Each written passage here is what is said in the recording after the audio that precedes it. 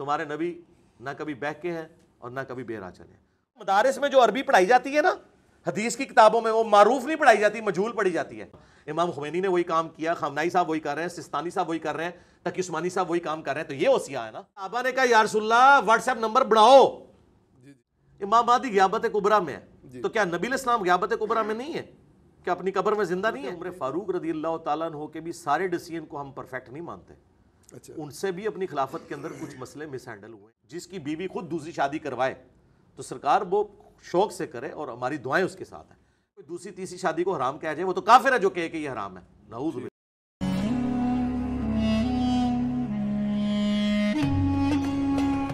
ایک اہل تشریح بھائی ہیں، انہوں نے سوال کیا تھا کہ اوصیاء کا تسلسل رہا ہے ہر نبی کے بعد۔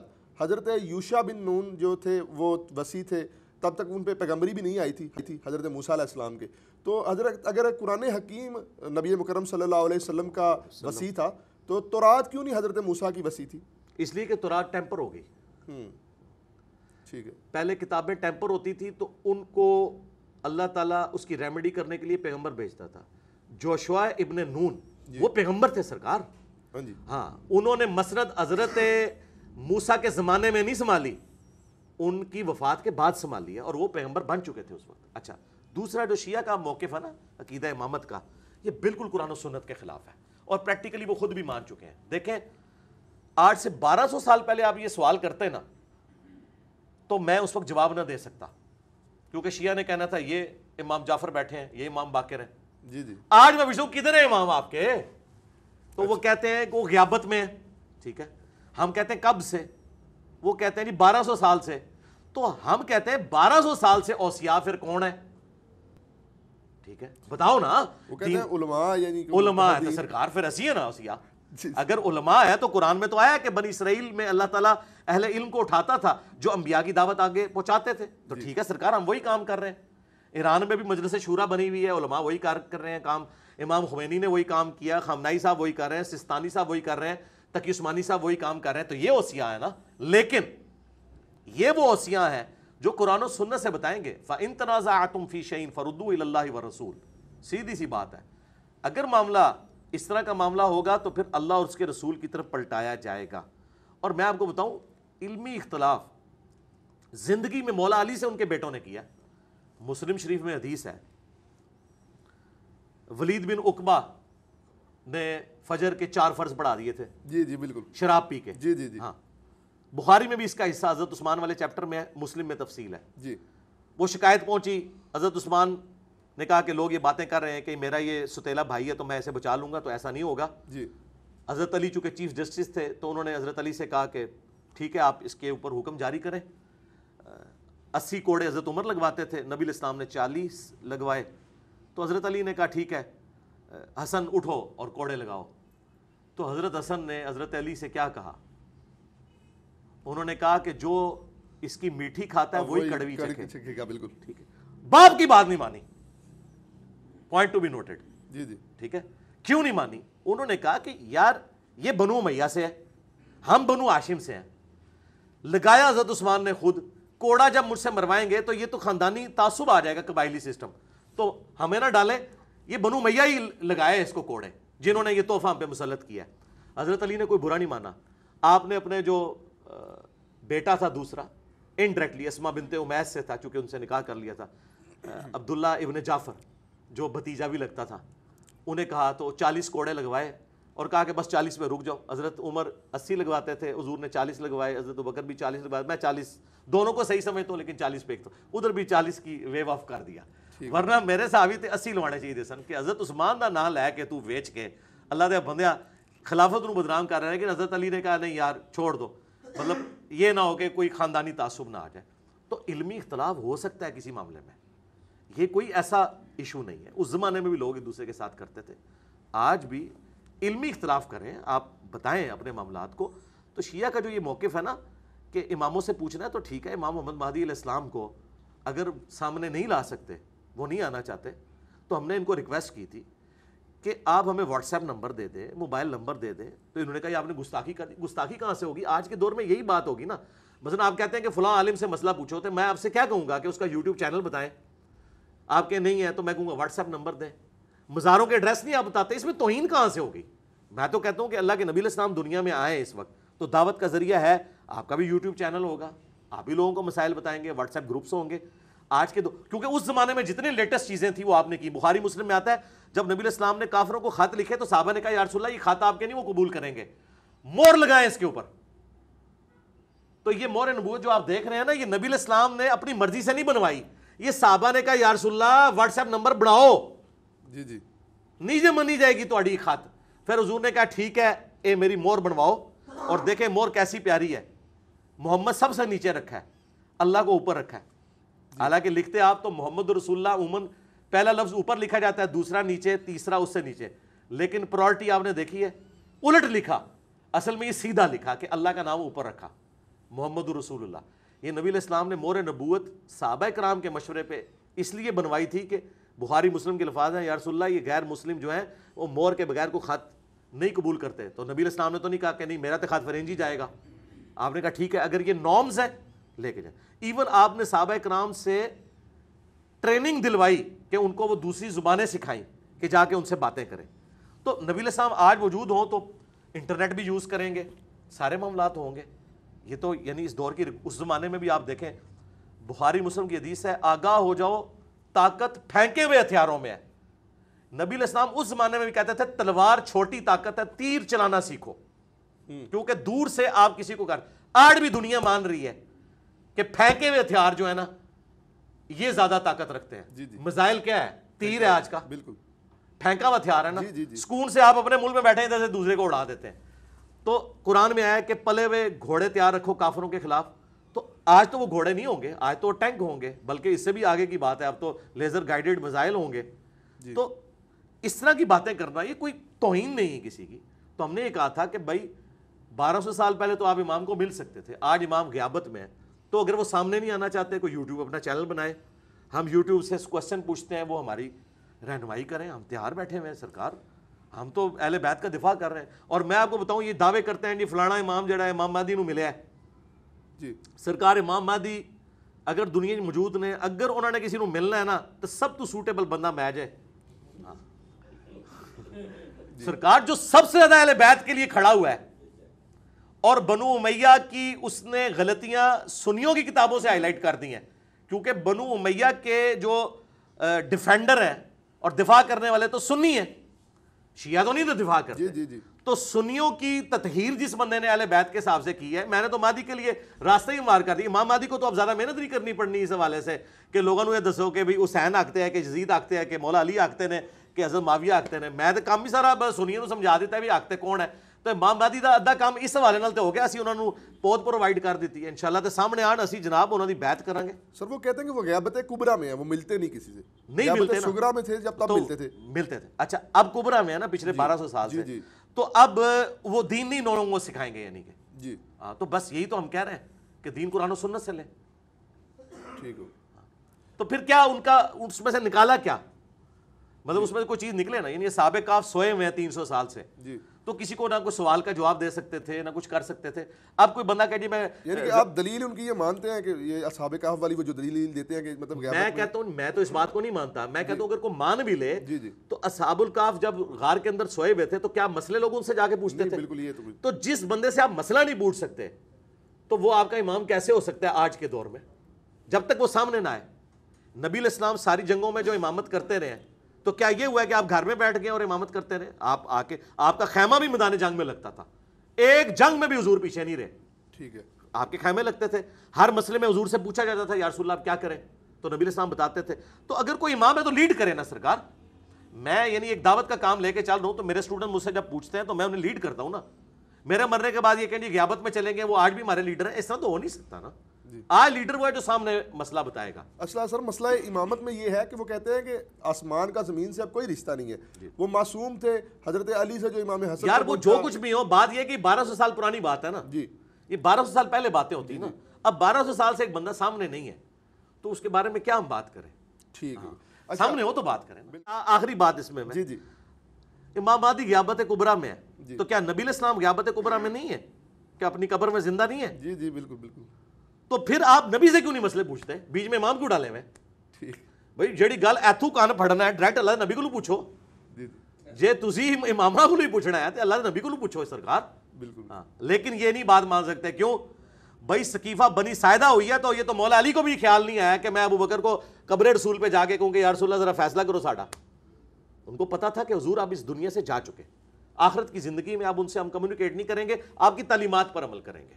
वो तालीमात उस वक्त भी जिंदा थी, आज भी जिंदा है।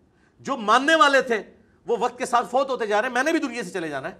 मेरे मरने के बाद कोई ये तो नहीं कहेगा कि इंजीनियर साहब इस मसले में क्या कहते हैं। हाँ, वीडियो से कह सकता है, लेकिन वीडियो में भी वो वाला देखेंगे। जरा वाला नहीं होएगा ना, वो कहेंगे नहीं ये उन्होंने अपनी राय है, ऐसी नहीं मनते। ठीक हो, हम देखा है किसी बात पे रुजू किया हो, काफी सारे ऐसे मैंने मामलात बहुत में- सारी बातों में रुजू किया है। अच्छा। मैंने ये रुजू किया है कि आप मज़ार पे जाएं और ऊंची आवाज से कहें कि अल्लाह इधर जो बुजुर्ग दफन है ना, जो इसने छुप के गुनाह किए, जो सामने किए, जो छोटे किए, जो बड़े किए, वो माफ कर। तो सर इस तरह टांट से कहने के बजाय अगर टांट थोड़ा नहीं सा है। इसाल सवाब की चलो तौर मैं प्यार से कह देता हूँ कि जी आप जब अपने बुजुर्गों के मज़ारात पे जाएं तो बुलंद आवाज़ से मेरे भाइयों कहा करें, अल्लाह इसके छोटे बड़े छुप के किए, सामने किए, गुनाह तो हर बंदे से होता है, ये तो मानते हैं, मासूम तो सिर्फ पैगंबर है। अल्लाह वो माफ कर दे, अल्लाह ऐसे अज़ाब कब्र से महफूज रख। यार अगर अल्लाह के नबी ये दुआ कर सकते हैं, अल्लाहुम्मा इन्नी आऊज़ु बिका मिन अज़ाबि जहन्नम व मिन अज़ाबिल क़ब्र व मिन फितनतिल महया वल ममात व मिन शर्रि फितनतिल मसीह दज्जाल, हमारी तालीम के लिए, ठीक है। लेकिन वो हुजूर के लिए तो बात ठीक है कि वो हमारी तालीम के लिए था, लेकिन बाकियों को आपने इसलिए नहीं सिखाई कि हर कोई एक है कि तालीम वास्ते है। तो अज़ाब कब्र किसी ने नहीं पनाह मांगनी, सहाबा किराम मांगते थे। अच्छा सर, एक आवाम में बहुत ज़्यादा बात देखी गई है और उलमा भी अक्सर ये बात करते हैं दुआओं में कि हज़रत सैयदना उमर जैसा हुक्मरान अता फरमा। तो आप इस बारे में क्या कहेंगे कि आज के दौर में जो पुरफतन दौर जा रहा है, कोई हज़रत उमर जैसा हुक्मरान हो सकता है? नहीं, वो तो इस एतबार से मिसाल के तौर पे बात की जाती है। मैं तो कहता हूँ इससे बड़ी बात करनी चाहिए जी। इससे बड़ी बात ये करनी चाहिए कि अल्लाह हमें ऐसा हुक्मरान दे जो नबी इस्लाम के तरीके के मुताबिक हमें चलाए। ठीक है। हज़रत उमर फ़ारूक रज़ी अल्लाह तआला अन्हु के भी सारे डिसीजन को हम परफेक्ट नहीं मानते।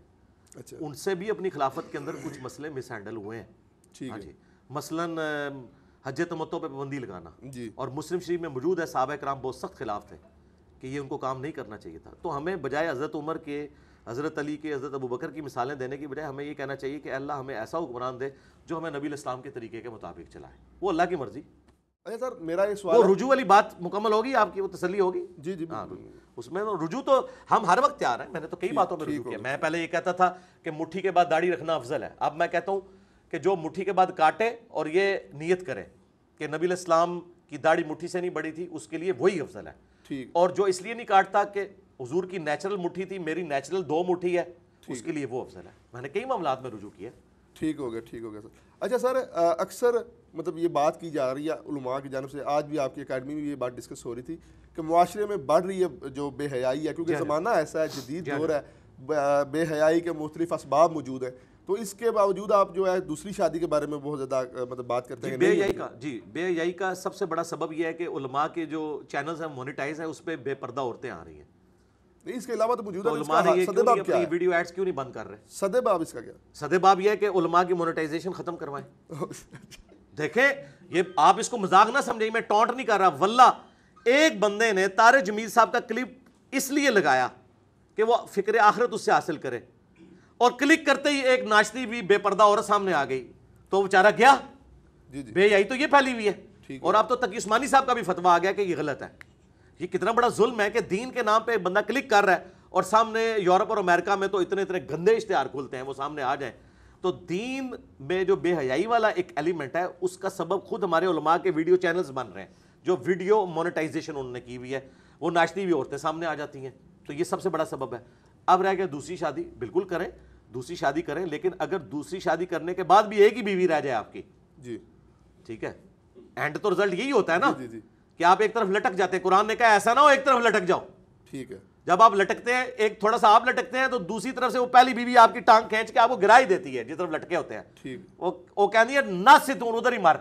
अच्छा। तो जो आपने वो जो बच्चे हैं वो अब उनका कौन देखभाल करेगा? वो तो बच्चे तो माँ के साथ ही होंगे, जैसे चूजे मुर्गी के साथ ही जाते हैं। मुर्गे के साथ कभी चूजे देखे हैं आपने? नहीं।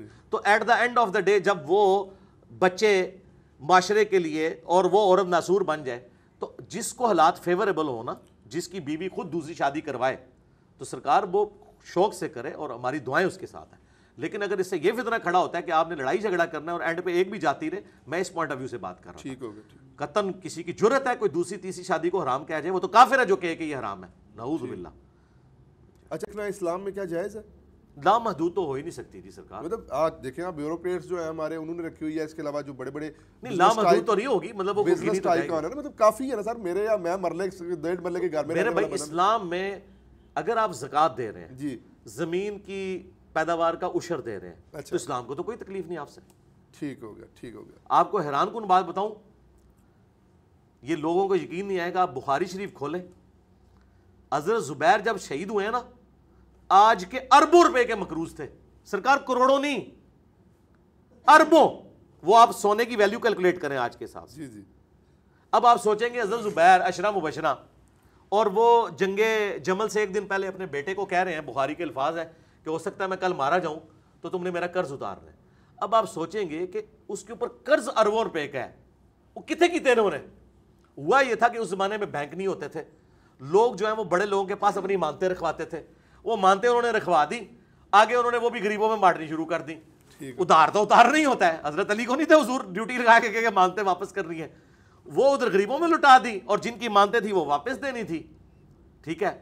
بعد میں کتنی مشکل سے حضرت عبداللہ ابن زبیر نے وہ قرضہ اتارا ہے، اور وہ اس طرح اتارا ہے، وہ بھی خیر کیا اتارا، وہ بیت المال سے ہی پیسہ گیا سارا۔ حضرت معاویہ کو ریکویسٹ کی کہ حضرت زبیر کی یہ زمین ہے، وہ زمین تھی سپوز 1 کروڑ روپے کی، انہوں نے کہا یار یہ آپ 1 ارب کی خرید لیں تو چلیں، تو حضرت معاویہ نے بھی جیب سے کوئی نہیں دیا، بیت المال سے ان کو پیسے دیے، اس طرح مختلف جگہوں سے پیسے کٹ کر کے انہوں نے اپنے باپ کا قرضہ اتارا۔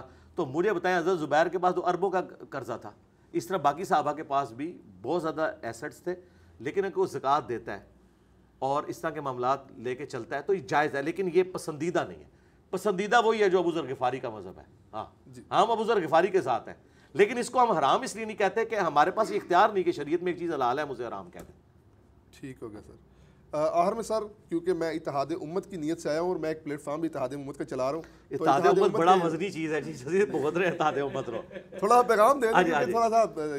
اتحاد امت صرف یہ ہے جی کہ اپنا چھوڑ دو، دوسروں کا بھی تھوڑا تھوڑا چھیڑو، تو آپ کو پتہ چلے گا سب کے پاس کچھ نہ کچھ حق ہے، وہ سارا حق ایک جگہ جمع کرو اور اپنی نسبت قرآن و سنت کے ساتھ مضبوط کرو، اپنے اپنے بزرگوں سے دستبردار ہو جاؤ، کیونکہ آپ کے بزرگ دوسروں کے نزدیک مردود ہیں اور ان کے بزرگ آپ کے نزدیک مردود ہیں، بزرگ بھی آپ اپنے ساتھ سنبھال کے رکھیں۔ اب مجھے بتائیں میں کسی ایسے شخص سے کیسے محبت کر سکتا ہوں جس نے اشرف علی رسول اللہ کلمے کو انڈورس کیا ہوا ہے، اور آپ مجھ سے یہ ایکسپیکٹ کریں کہ میں ان کے ساتھ اتحاد امت کر دوں اس حال میں کہ وہ اس کا دفاع بھی کریں؟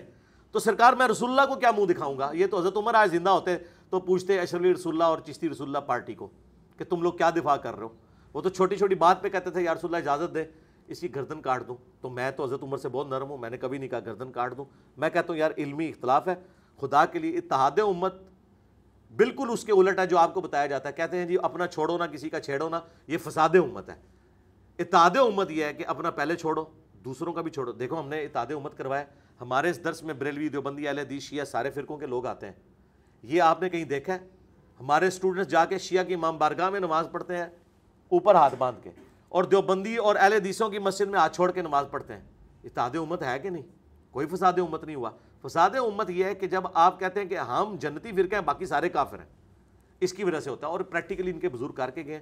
تو اتحاد امت صرف اس صورت میں ہوگا کہ امت محمدیہ کے اوپر کٹھے ہوں، امت دیوبندیہ، امت بریلویہ، امت وہابیہ، امت شیعہ کے اوپر امت نے نہیں کٹھا ہونا۔ امت حضرت ابوبکر پہ بھی نہیں اکٹھی ہو سکتی، شیعہ نہیں مانیں گے۔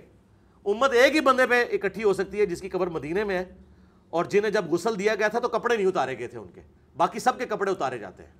میں یہ بہت سخت جملہ بول رہا ہوں اس لیے کہ یار مجھے مزہ آنا شروع ہو گیا ہے اس جملے کا، کہ میرا امام وہ ہے کہ جب اسے اس کے کپڑوں سمیت غسل دیا گیا تھا، اور تو ان اماموں کو لے کے چل رہا ہے کہ وفات کے بعد ان کے کپڑے اتارے گئے تھے غسل دینے کے لیے۔ اور میرا امام وہ ہے ما ضل صاحبکم وما غوا، تمہارے نبی نہ کبھی بہک کے ہیں اور نہ کبھی بہرا چلے۔ اور تیرے امام وہ ہے کہ دوسرے ماننے والے اس امام کے مسئلوں کو اس طرح ردی کی ٹوکری میں پھینکتے ہیں جس طرح تم ان کے مسئلوں کو۔ تو سرکار پھر اپنی نسبت رسول اللہ کے ساتھ مضبوط کرو صلی اللہ علیہ وآلہ وسلم۔ اچھا سر، آخری سوال میرا یہ ہے کہ عربی بولنے کے بارے میں علماء نے آپ پہ کافی اعتراض کیا ہے۔ لاہور کے ایک مفتی صاحب ہیں، میں نام نہیں لوں گا، انہوں نے کافی ویڈیوز چڑھائی ہیں کہ آپ کو عربی نہیں آتی۔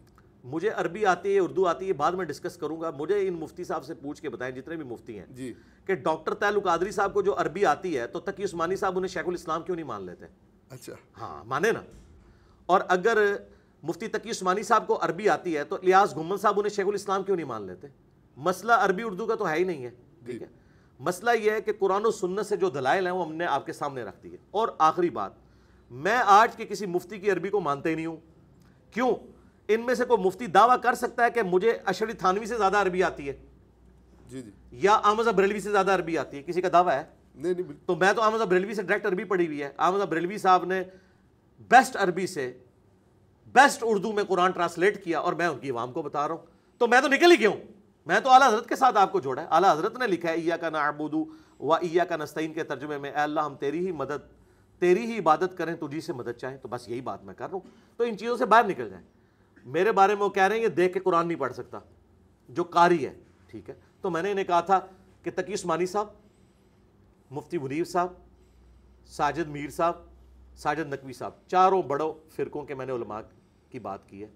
یہ یوٹیوب کے اوپر کوئی قرآن کی ایک سورت تلاوت کر دے, اپلوڈ کریں, مجھے بتا دیں, انشاءاللہ میں شام کو سورج غروب نہیں ہونے دوں گا, میں وہی سورت, سب سے مشکل والی سورت ڈھونڈ لیں, میں وہی سورت قرات کروں گا, عوام فیصلہ کر لے گی کس کو قرآن زیادہ پڑھنا ہوتا ہے. باقی رہ گیا پڑھتے ہوئے کبھی غلطی, میں ویسے بتاؤں یہ سارے علماء قرآن مجہول پڑھتے ہیں, انہیں قرآن عربی لنگوسٹک کے مطابق نہیں پڑھنا آتا.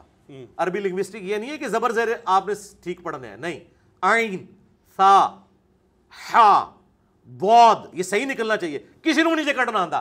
اور اے بے تے پڑھتے جے, کیونکہ انہوں نے جو آپ پتہ مدارس میں جو عربی پڑھائی جاتی ہے نا حدیث کی کتابوں میں, وہ معروف نہیں پڑھائی جاتی, مجہول پڑھی جاتی ہے. انما الاعمال بالنیات, یہ لفظ ہی غلط ہے, انما الاعمال بالنیات. آپ جتنے علماء دیکھیں اعمالو پڑھتے ہیں, درود شریف دیکھیں اللہم صلی علی محمد پڑھتے ہیں, جی جی یہ صلی علی تو غلط ہے, اللہم صلی علی محمد ہے. لیکن چونکہ ادر دین قرآن آپ مجہول بھی پڑھ سکتے ہیں, یہ جائز ہے. اللہم صلی علی بھی درست ہے, لیکن قرآن میں جب آپ لام زیر لی پڑھیں گے تو لام زیر لے نہیں پڑھ سکتے سوائے ایک لفظ کے, بسم اللہ مجریہا. یہ پورے قرآن میں ایک لفظ ہے جو آپ نے مجریہا نہیں پڑھنا, باقی پورا قرآن آپ نے معروف پڑھنا ہے.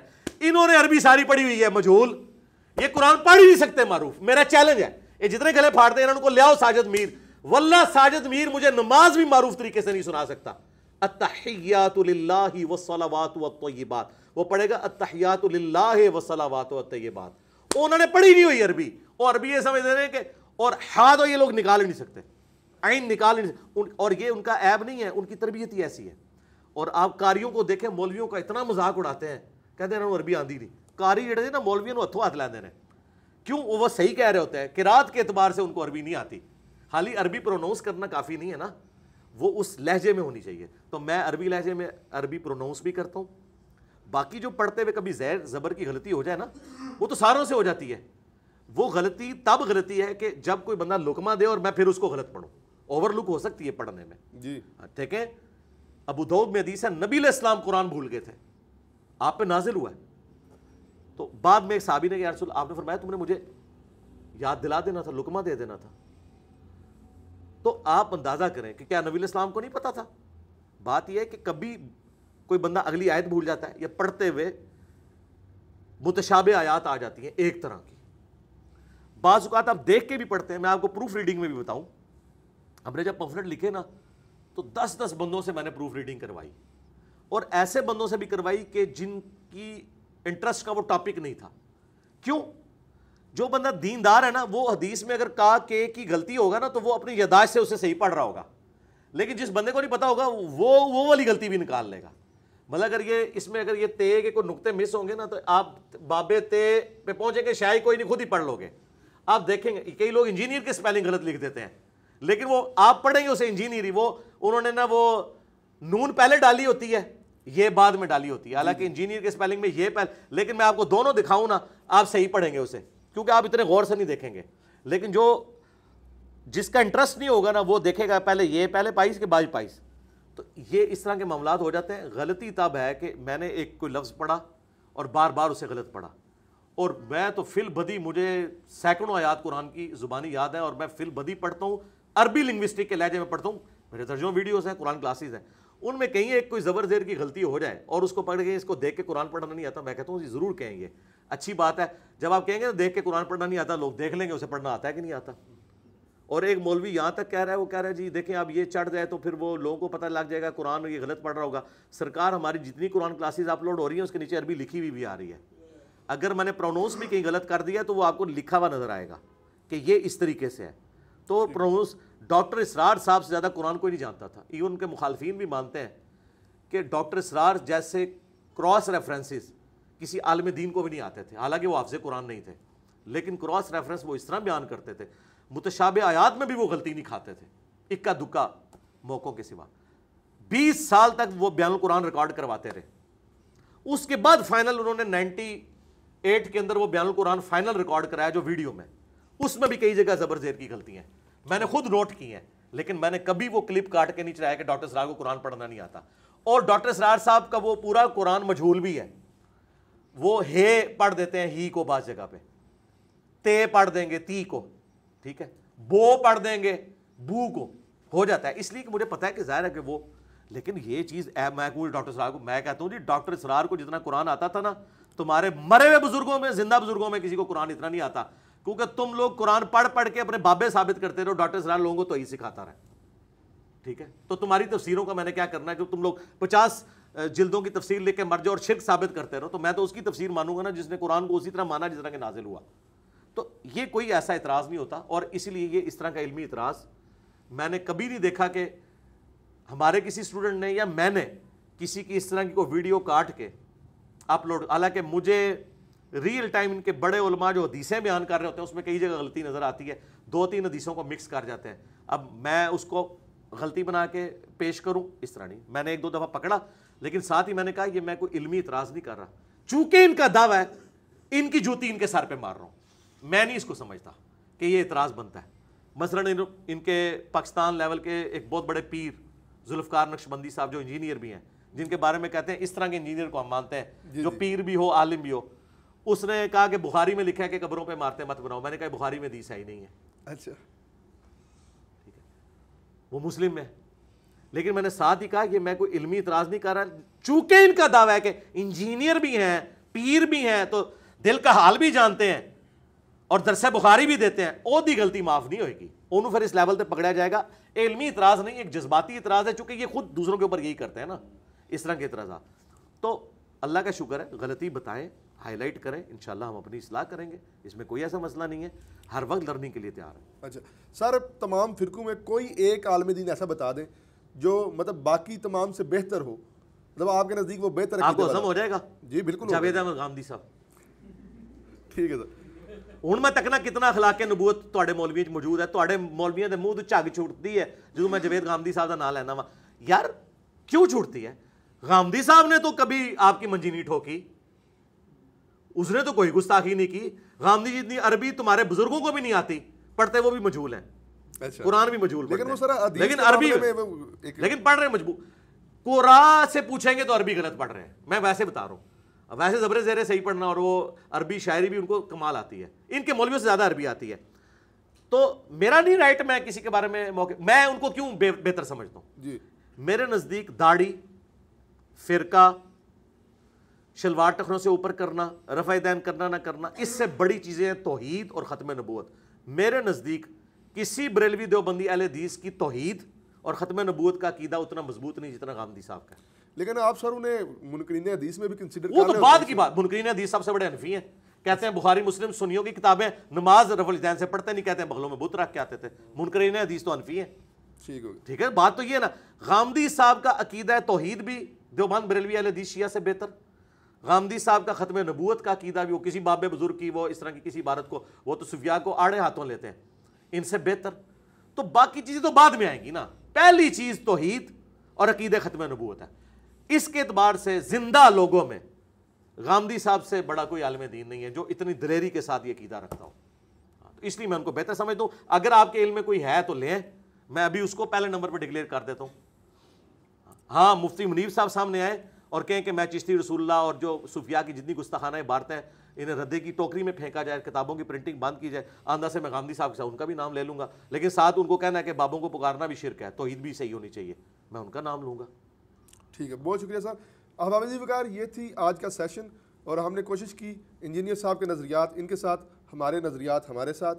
ہم نے کوشش کی ہے کہ آج کے جتنا بھی سیشن ہے اس میں بغیر کسی اسکرپٹ کے آپ کے سامنے پیش کیا جائے. آپ سے گزارش ہے ہمارے چینل کو سبسکرائب کیجیے اور ویڈیو کو لائک کیجیے. اللہ حافظ.